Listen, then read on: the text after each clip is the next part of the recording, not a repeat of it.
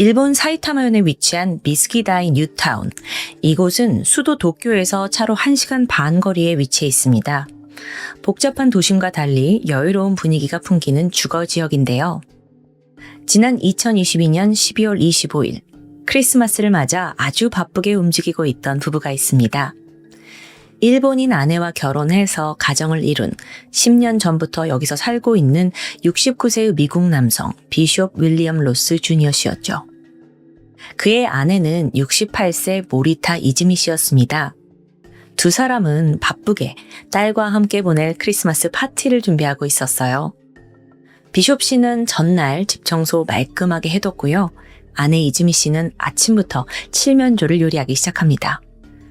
크리스마스 트리 아래에는 가족들이 서로에게 준비한 선물도 한가득이었습니다.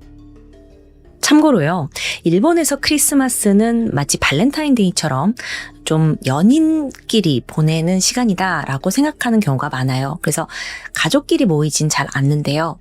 미국인이던 비숍 씨는 딸이 그 미국의 전통과 문화를 잊지 않기 바랬습니다. 그래서 매년 크리스마스엔 이렇게 온 가족이 모여서 저녁 먹고 술을 즐기면서 시간을 보내곤 했죠. 딸 소개가 늦었네요. 부부의 하나뿐인 외동딸, 32살의 모리타 소피아나 메구미 씨입니다. 그녀는 일찌감치 독립을 했고 도쿄에서 일을 하면서 살아가고 있었죠. 물론 그녀 또한 무슨 일이 있어도 이 크리스마스에는 가족의 전통을 지켜야 해라는 생각이 강했어요. 그래서 설레는 마음으로 부모님 집으로 왔고요. 모두가 행복해야 할 그 크리스마스가 가족의 마지막이 될 줄은 누구도 상상하지 못했습니다. 안녕하세요. 토요미스테리 디바제시카입니다. 12월 25일 아침 7시 사이타마현 경찰에 다급한 신고가 접수됩니다. 밖에서 찢어질 듯한 비명이 들렸어요. 빨리 와주세요. 이 첫 신고를 기점으로 물밀듯이 신고가 이어지는 거예요. 여기에는 불이 난다는 내용도 있고요. 또 어떤 남자가 망치로 사람들을 내려친다라는 끔찍한 내용도 있었습니다. 위치를 파악해보니까 이 현장이 비숍 씨 주택이에요. 심각성을 감지한 경찰이 빠르게 출동했고 16분 만에 그곳에 도착합니다. 보니까 집 2층에서 까만 연기가 피어오르고 있었어요. 다행히 화재는 빠르게 진압되었죠. 하지만 집 안에 들어가 보니 곳곳에 혈흔이 낭자했습니다. 근데 이상해요. 이 집에 사는 사람들이 보이질 않는 거예요. 계속 수색을 이어가던 그때 여기 정원입니다. 발견했어요. 서둘러 뒷마당으로 달려간 수사팀은 그곳에서 참혹한 광경을 목격합니다. 집주인 비숍 씨와 그의 아내 이즈미 씨 그리고 딸 메구미까지 모두 엎드린 채 사망한 상태였던 거죠. 무엇보다 시신의 모습이 너무도 참혹했습니다. 머리와 목을 포함해서 상반신 전체가 둔기로 여러 번 가격당한 흔적이 보였죠. 뼈가 으스러졌고 살까지 터지면서 세 사람한테 흘러나온 피가 마당을 물들이고 있었습니다. 차마 눈뜨고 보기 힘든 광경이었죠. 그런데요, 아까 신고 들어올 때 범인을 목격한 주민들이 있지 않나요? 바로 경찰은 팀을 2개로 나눠서 수사를 시작합니다. 1팀은 현장 수색에 집중을 했고요. 다른 팀은 이웃들에게 가서 목격담을 수집했죠. 그러고 보니까 한 여성이 이렇게 말해요. 검은 옷을 입은 한 키가 180cm 정도 되는 남자가 숄더백을 메고 도망치는 걸 봤다고요. 그런데 도망치는 곳이 지하철역 방향이었어요. 경찰들은 즉각 긴장합니다. 이 동네에서 한 차로 10분 거리에 한노역이 있었습니다. 도보로는 30분 정도 걸리고요. 근데 여기가 도시 철도가 연결되어 있어서 만약에 범인이 이걸 탔다면 일본 전역 어디로든 도주가 가능한 상황입니다. 또 다른 우려도 있었죠. 당시 현장에서 그 흉기로 쓴 망치가 발견되지 않았어요. 그러니까 범인이 숄더백 메고 도망쳤다고 했잖아요. 그걸 가지고 갔다면 추가 범죄가 있을 수도 있습니다. 즉각 경찰은 한노역에다가 경찰 병력 배치를 요구했고 도시 전체는 긴장감이 고조됩니다. 역 인근에 바리케이트 치고 비슷한 인상착의를 가진 남성들을 다 확인했지만 성과는 없었습니다. 벌써 범인을 놓친 걸까요? 한편 비숍 씨의 사인을 보니까 둔기에 의한 쇼크샷이었습니다. 머리와 목에 집중적으로 타격을 입었어요. 그리고 두개골은 골절된 상태였죠. 아내 이즈미 씨 또한 사인은 동일합니다. 남편과 마찬가지로 머리 부분에 심각한 손상을 입었고 또 저항하는 과정에서 생긴 방어운도 있었죠. 마지막으로 딸 메구미 또한 사인과 공격 부위가 동일합니다. 이렇듯 세 사람 모두 주로 머리와 목의 공격을 받았다는 점에서 범인이 아주 명백하게 살해 의도를 가지고 강력한 힘으로 여러 번 가격했음을 알 수 있었죠. 게다가 지금 일가족 3명을 모두 살해했어요. 한꺼번에. 그만큼 강한 원한이 있는 사람으로 보입니다. 즉각 수사팀은 면식 관계에 있는 이웃 또는 금전 문제 혹은 치정을 의심하면서 주변 조사를 합니다. 근데 조사하면 할수록 이들이 얼마나 선량한 사람이었는지가 드러나요. 비숍 씨는 미국인이었지만 일본어를 아주 유창하게 구사했습니다. 그만큼 이웃들한테도 먼저 다가가서 인사를 했고요. 또 서로 오가면서 가깝게 지냈어요. 아내 또한 지역 봉사활동에 적극적으로 참여했고요. 딸 메구미 씨는 사회 초년생이었는데 딱히 원한 살 일 없습니다.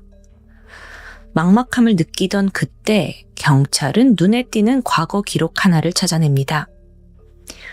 지난 2021년부터 약 1년 정도 기간 동안 비숍 씨는 의문의 기물손괴를 3차례나 당했습니다. 그 시작은 8월 초였는데 집 주차장에 제 빨간색 외제차를 세워놨거든요. 근데 이 차의 문과 트렁크가 뭔가에 맞아서 파손된 거예요. 근데 이때 CCTV가 있었어요. 그래서 범인으로 추정되는 남성이 희미하게 잡히는데 화질이 너무 안 좋은 거예요. 그래서 신원을 특정하는 데는 실패했죠. 근데 머지않아 8월 16일 이 부부가 외출한 틈을 타서 또다시 범인이 주차장에 침투했습니다. 이번에는 차 오른쪽 전체와 트렁크에다가 날카로운 못으로 싹 긁고 간 거예요. 근데 이게요, 범위도 너무 넓고 또 외제차잖아요. 그래서 수리비만 940만 원이 나왔대요. 이렇게 연달아서 2번의 사건이 벌어지자 이거 심상치 않다 싶어서 지역 순찰도 좀 강화되었고요. 또 CCTV도 추가로 설치됩니다. 마을에 침입자가 있다라는 전단지가 붙었을 정도죠. 그러다 드디어 범인이 특정됩니다.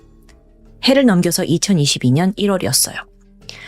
이번에도 비숍 씨가 타깃이 되었는데요. 그나마 이번에는 남성이 차에 돌을 팍 던지고 막 도망가는 장면이 CCTV에 정확히 잡힌 거죠.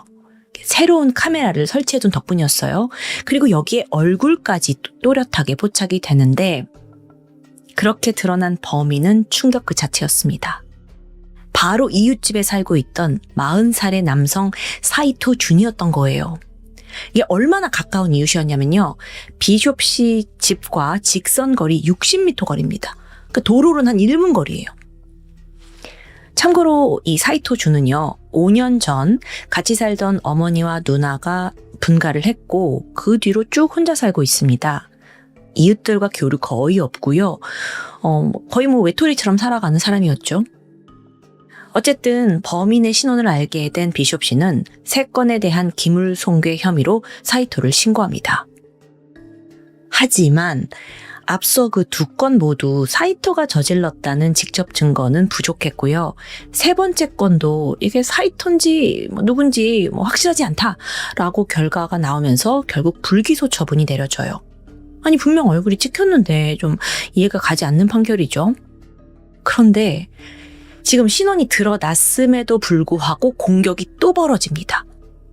2022년 여름 비숍 씨 집 현관문을 사이토가 훼손한 거예요. 근데 이제 어쩐 일인지 모르겠는데 이때도 운 좋게 처벌을 피해갔다고 해요. 자, 다시 현실로 돌아와서 비숍 씨를 지금 한 남자가 악의적으로 괴롭히고 있죠. 그건 옆집 남자고요. 그런데 여기서 그간 저지른 기물손괴와 살인은 차원이 달라요. 신고했다는 거에 앙심을 품고 옆집 일가족 3명을 한꺼번에 죽였다? 이 논리가 다소 비약적이었죠. 하지만 분명 비숍 씨에게 어떤 원한이 있는 건 확실해 보입니다. 여기서 경찰은 다른 증거를 찾아 나섭니다. 그리고 머지않아 그 어떤 증거보다 강력한 게 등장하는데 바로 비숍신의 정원을 비추고 있던 CCTV였어요. 그러니까 괴롭힘을 하도 당하니까 비숍씨가 이걸 설치해 둔 거죠. 게다가 방향도 정확히 정원이었고요. 수사관은 떨리는 마음으로 영상을 열어봅니다. 곧이어 검은색 옷을 입은 남성이 은밀하게 등장을 했죠. 그의 손에는 묵직한 망치가 들려 있었고요. 동태를 살피더니 정원 쪽에 있는 쪽문을 통해 집 안으로 들어갑니다. 네, 범인은 다름 아닌 사이토였어요. 물론 집 안을 비추는 영상은 없습니다. 그래서 추정을 해보면 안으로 들어간 사이토가 가장 먼저 마주한 건 비숍시 부부였습니다.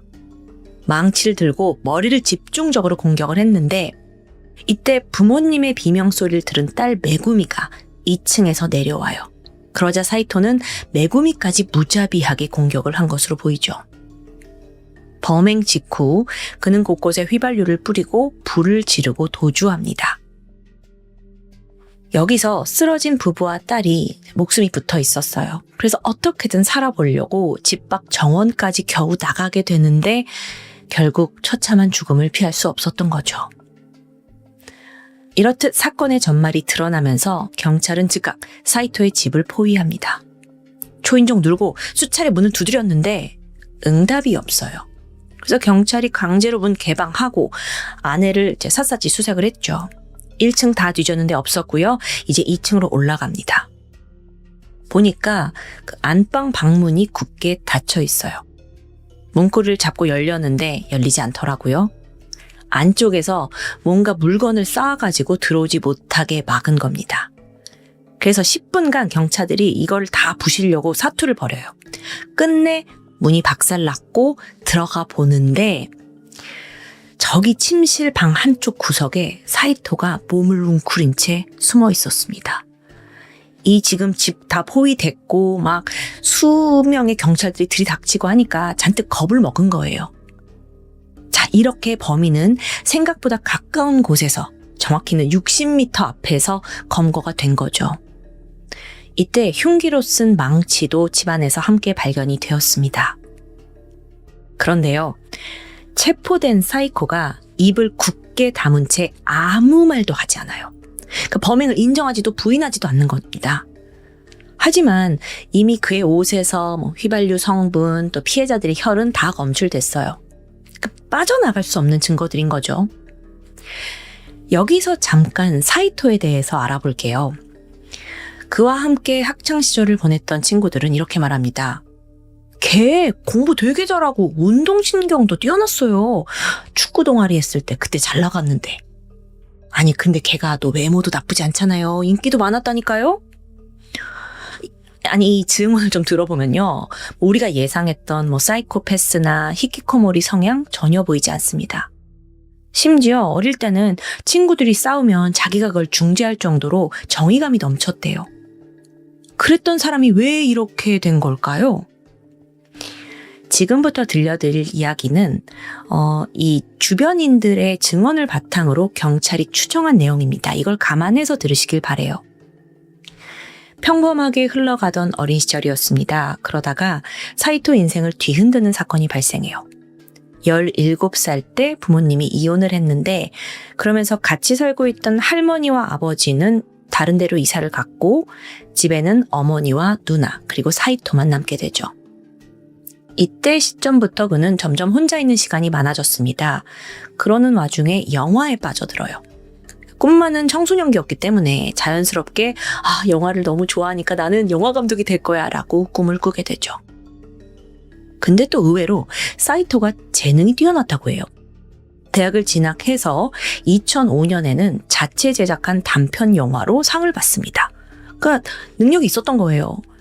심지어 2007년에는 신인 감독 육성을 위한 영화제의 대상자로 선정이 되었고요.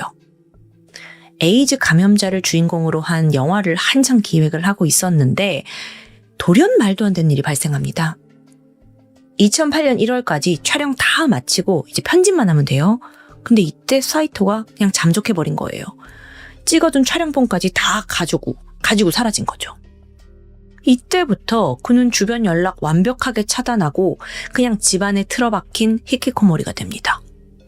그러니까 너무도 갑작스럽게 변한 거예요. 그러니까 같이 살던 가족들도 너 왜 그러냐 영문을 알지 못했죠. 근데 여기서 또 다른 문제가 발생합니다. 이 사이토가 뭔가 풀지 못한 분노를 이제 품고 있었는데 이걸 가장 가깝게 사는 가족한테 이제 뿜어내기 시작한 거예요. 어머니와 누나요. 그래서 자기 감정이 조금만 뒤틀리면 이 둘을 무자비하게 폭행하는 겁니다. 결국 시간이 지나 2017년에 가족들은 더 이상 나는 너랑 같이 못 살겠다 하면서 이 집을 떠나게 돼요. 그렇게 사이토가 혼자 남게 된 거죠. 물론 간간히 어머니가 생활비 하라고 45만 원 정도를 보내줬다고 해요. 근데 일도 하지 않았고 그는 생활비를 아끼려고 직접 막 채소를 재배해 먹었고 또 휴대폰도 없었어요. 그러니까 주변 사람과 연락하는 일도 없죠. 그냥 자기만의 왕국인 이 집에서 대부분의 시간을 보냅니다. 사회활동 극도로 꺼렸고요. 종종 누나가 찾아와서 이 동생이 잘 지내는지 확인하긴 했대요. 근데 2020년경에는 그마저 뜸해집니다. 사이토가 주변의 이웃들을 괴롭히기 시작한 게 이쯤이었어요. 어쩌면 화풀이 대상이던 가족이 사라지니까 그 화살이 괜히 이웃에게 향한 것으로 보여요. 특히나 비숍 씨를 집요하게 괴롭혔는데요. 사실 지난 2022년 1월에 사이토의 그 아버지에게 서류 한 장이 옵니다. 비숍 씨가 변호사를 통해서 서면을 발송했는데 당신 아들이 일으킨 기물 손괴 여기에 금전적 보상은 필요 없으니까 제발 이사 좀 가달라라는 내용입니다.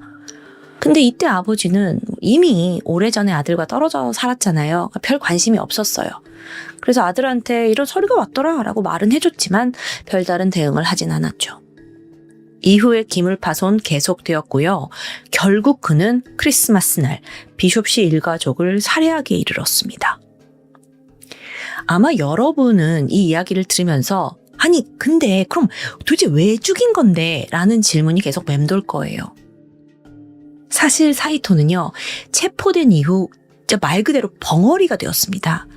살해 동기며 정확한 전말에 대해 전혀 입을 열지 않고 있어요.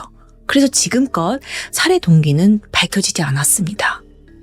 그저 워낙 불우했던 환경 때문이 아니었냐, 갑작스러운 신경 변화 때문 아니었냐, 워낙 불안한 멘탈 아니냐, 이런 여러 추정만 있을 뿐이고요. 그게 복합적으로 어우러져서 벌어진 미스테리한 범죄라고 해석될 뿐이죠.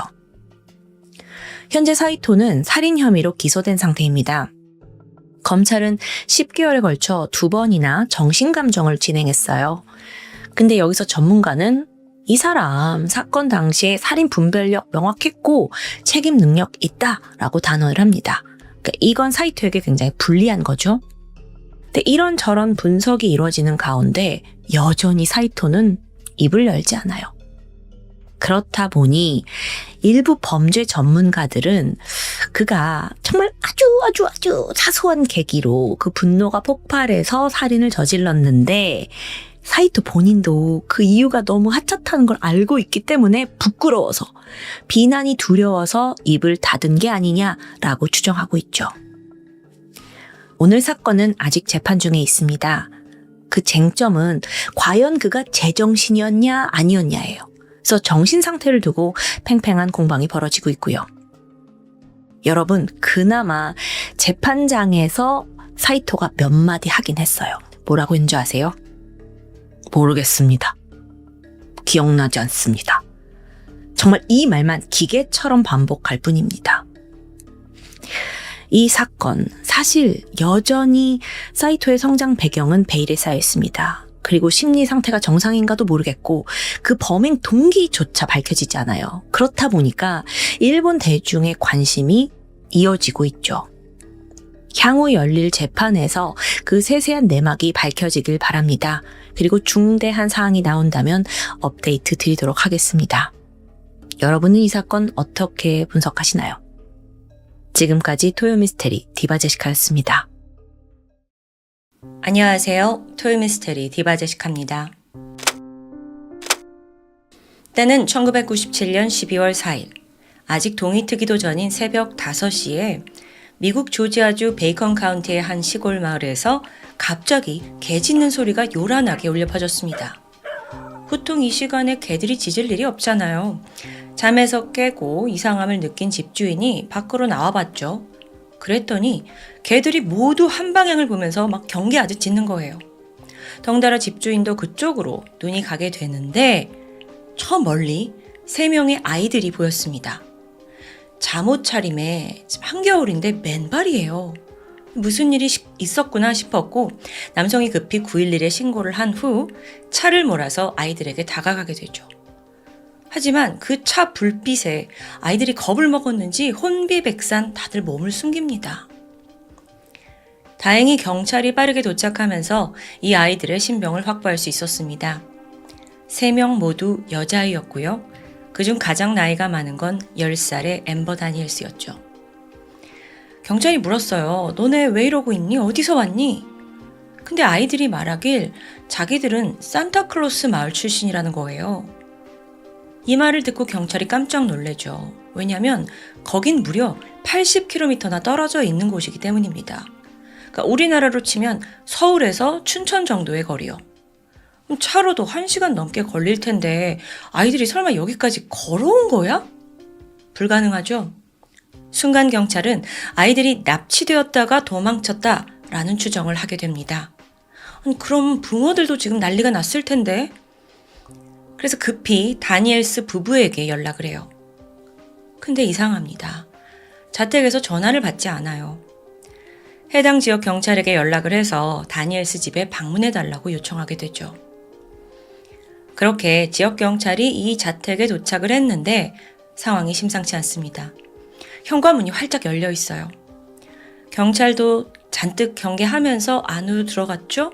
근데 문을 연 순간 그 안에 너무도 처참한 광경이 펼쳐져 있었습니다. 44살의 데니 다니엘스 그리고 그의 아내 33살의 킴 다니엘스가 총을 맞은 채 안방에 사망해 있는 것입니다.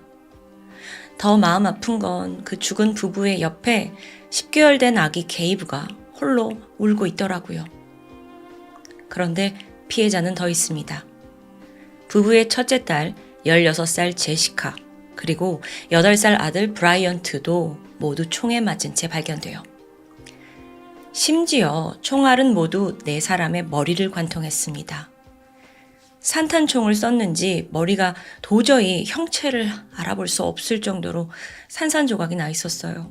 또 사방에는 그 조각과 막 뿜어져 나온 피가 퍼져 있는 너무도 참혹한 상황이었죠. 그런데요, 집안을 더 수색하던 중 갑자기 수사관 한 명이 소리칩니다. 여기 한 명 더 있습니다! 옷장에 숨어서 덜덜 떨고 있던 4살 남자아이 콜이었어요. 다행히 아이가 다치진 않았더라고요. 그래서 경찰이 이 놀란 아이를 품에 안고 급히 나와서 지원을 요청했죠.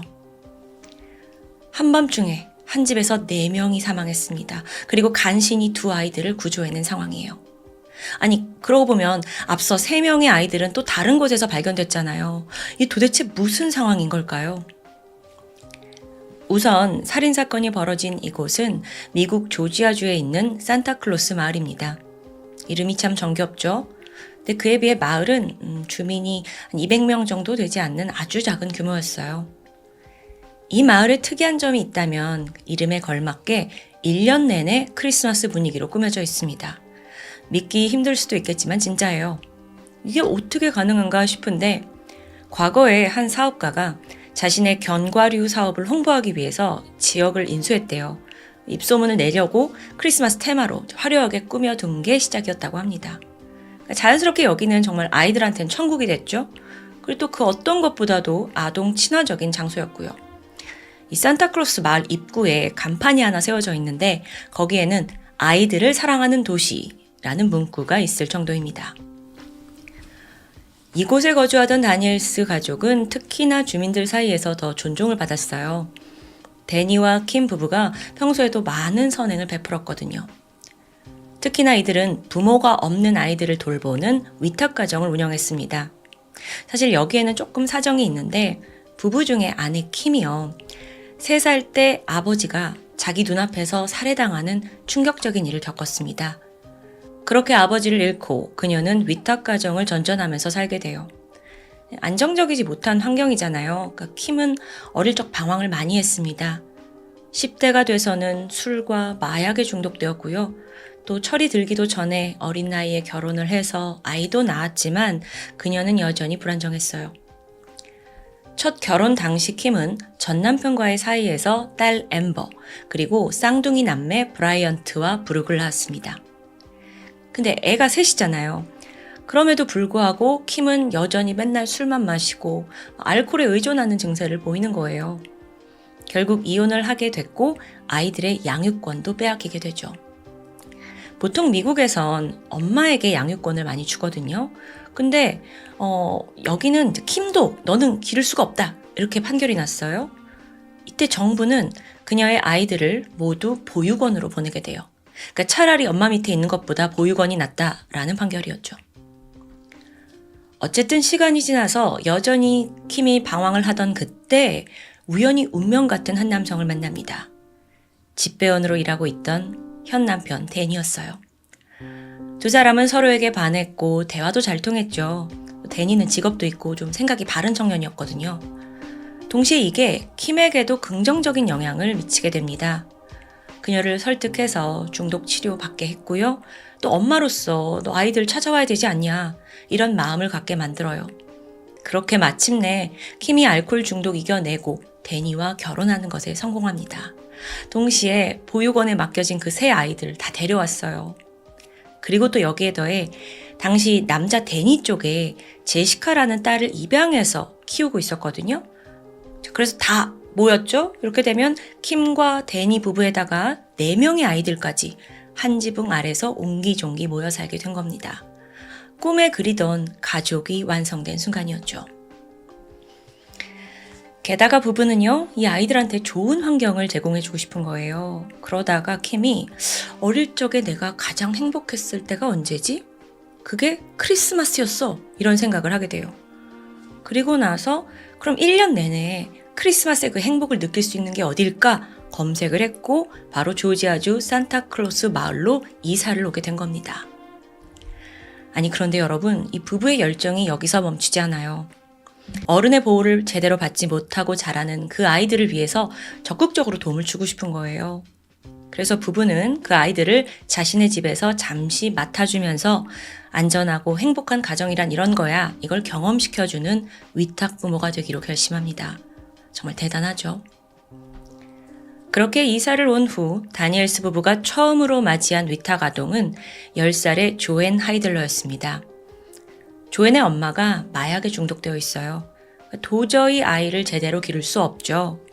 또 킴은 자신과 어느 부분에서 좀 닮아있는 그런 모습에 동정을 느꼈고 조앤을 6주간 맡아서 길러주게 돼요.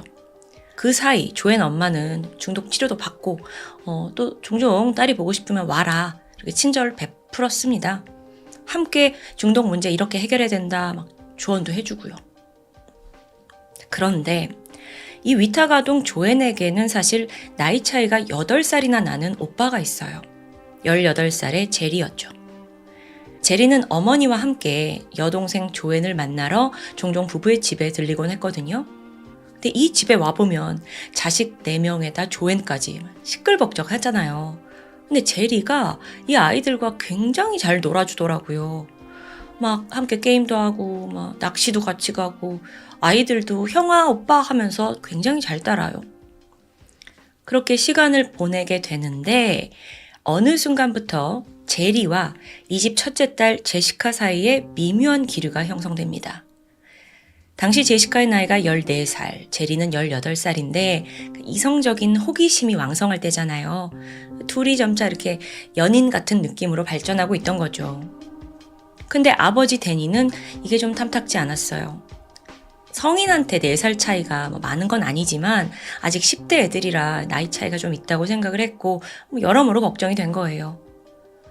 그래서 제리한테 내 딸 제시카와 그런 식의 관계는 좀 난 동의하지 않는다.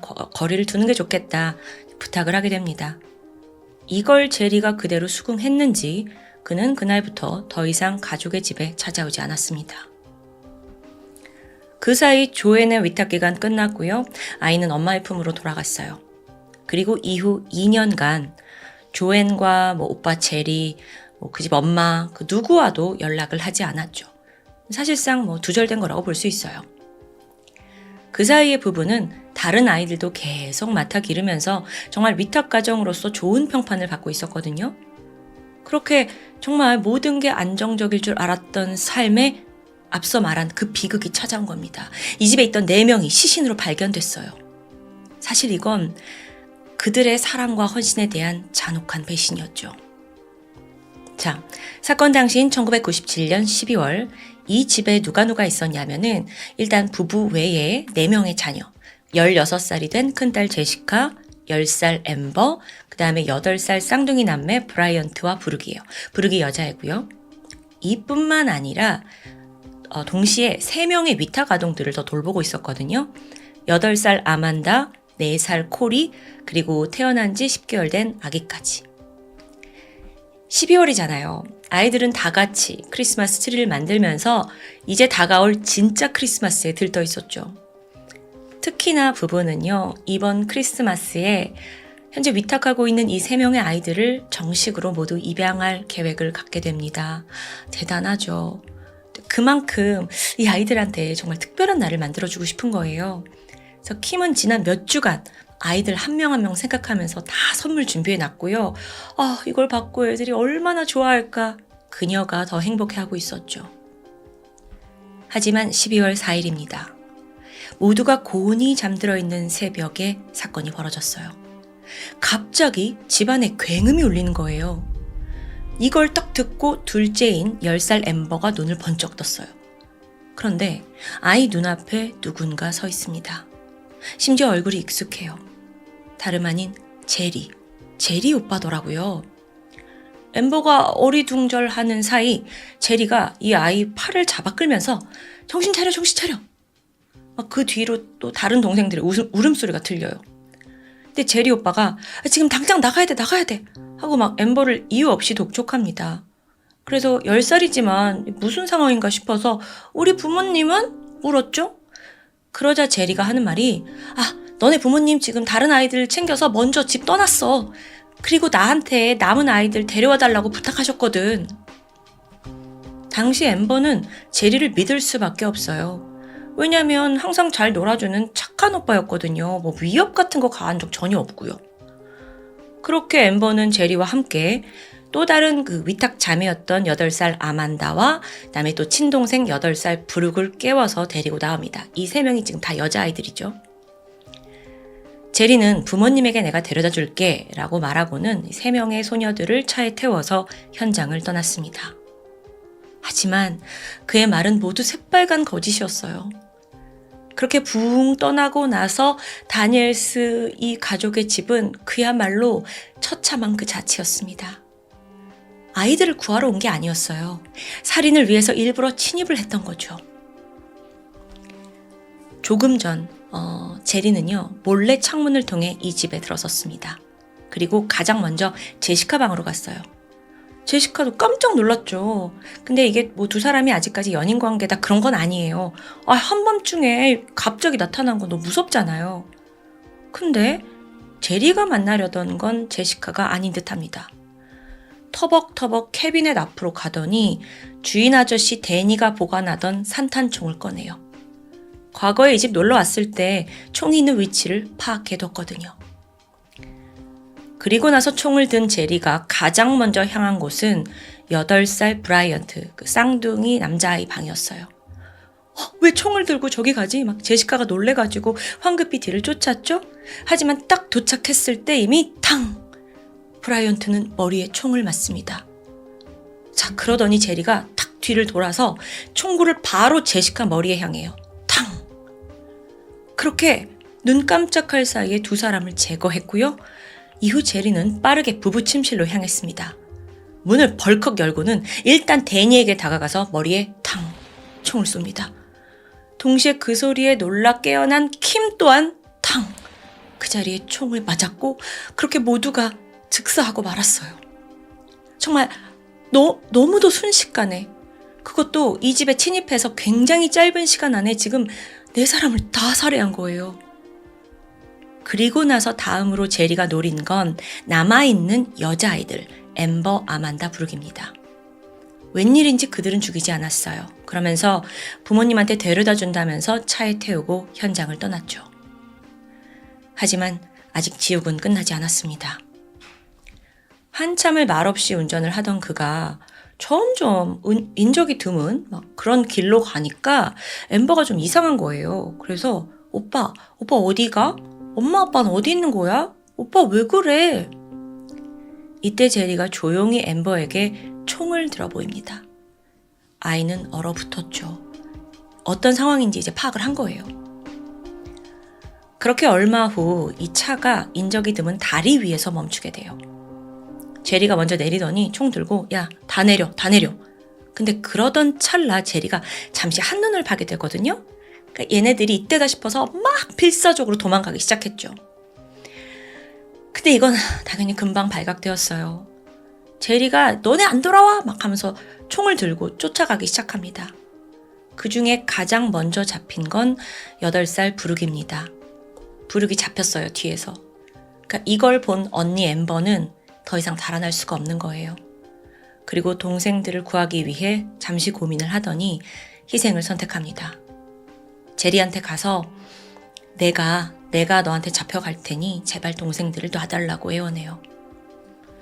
이후 제리는 아만다와 브룩을 차에 감금합니다. 그리고 엠버만을 데리고 으슥한 숲길로 향했죠.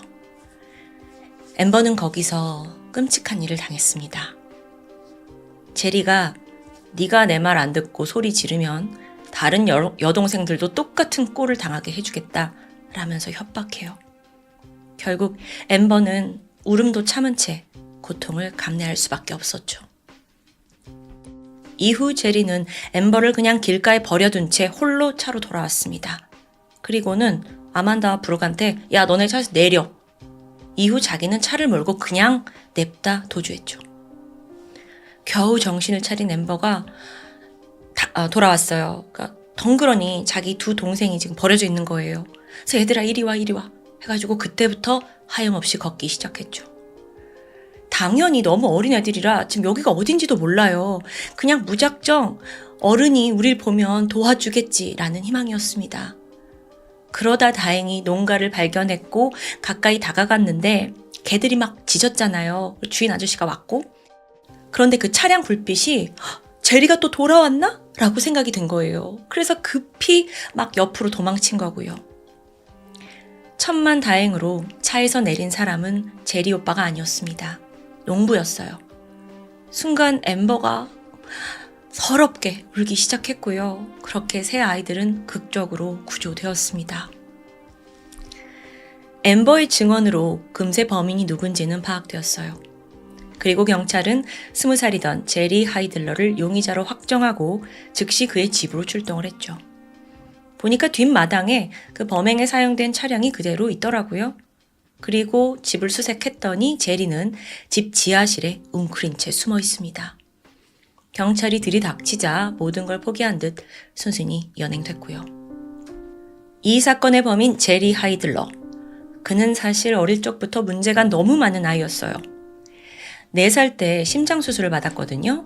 근데 이때부터 엄마가 좀 아들을 오냐오냐 과잉보호하는 거예요. 무슨 잘못을 해도 절대 혼내지 않고 큰 소리도 치지 않습니다. 그렇게 제리는 사고 뭉치로 자라나게 되죠.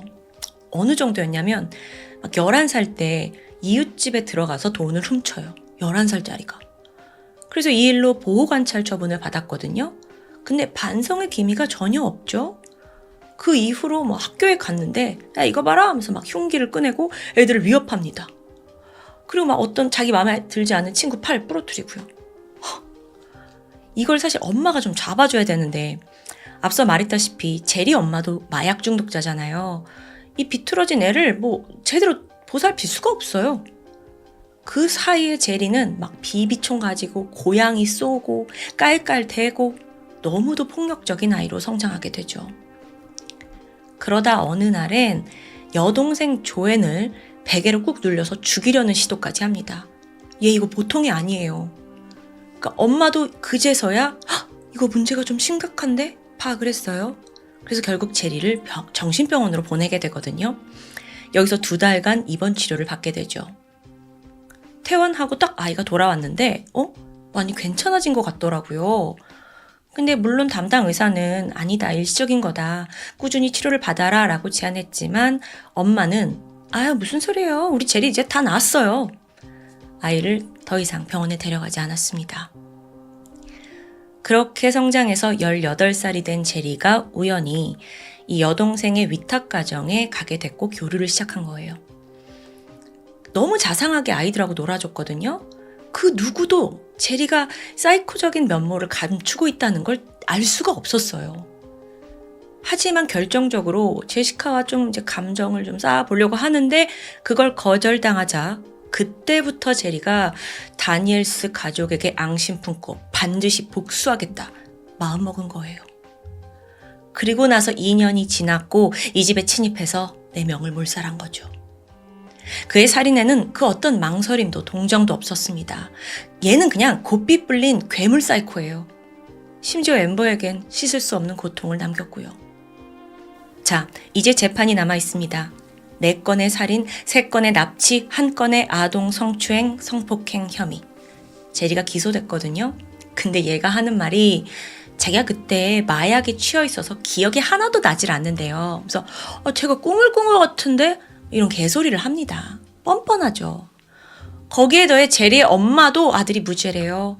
또 정신과 기록을 막 들이밀면서 심신미약 밀어붙이는 거죠. 와, 저는 제리도 열받지만 이 엄마도 정말 짜증나요. 애를 왜 이렇게 키웠어?